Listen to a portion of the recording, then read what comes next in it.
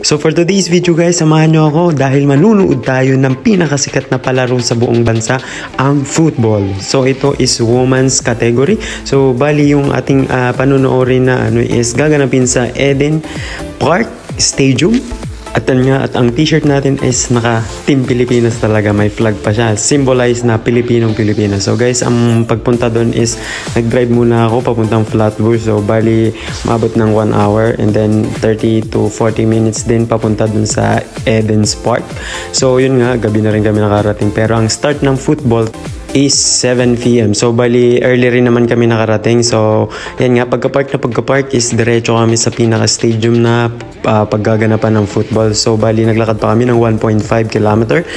So yun nga, bali guys, ang Eden Park Stadium is ang capacity niya is 50,000 person ang kasya dito. So guys, alam nyo ba, pagpasok pa lang dito, yun na nga, pagpasok ko dito is makikita nyo talagang mga Pilipino yung nandito. Susuportahan talaga ang Team Pilipinas. So yan nga, at pagpasok ko, napakalaki ng stadium na to. So siguro 3 ganitong Araneta Coliseum yung katumbas nito. Sobrang laki nito guys. So yun nga, at wala pa gaano ang mga tao dito. So yun nga, 6 PM pa lang siguro yan. Pero so mapapansin mo talaga dito guys, sa stadium na to, halos karamihan is mga Pilipino talaga ang nandito. Dahil nga, yun nga, first time sa history na sa women's football is nagkaroon ng representative ang Pilipinas. So yan nga, at napakasaya ng mga Pilipino dito sa New Zealand dahil yun nga, first time sa history to. So guys, so yan, ganyan karami yung mga tao dito. So alam nyo ba ang attendance dito, kung ilang tao ang pumasok ngayon dito sa stadium na to is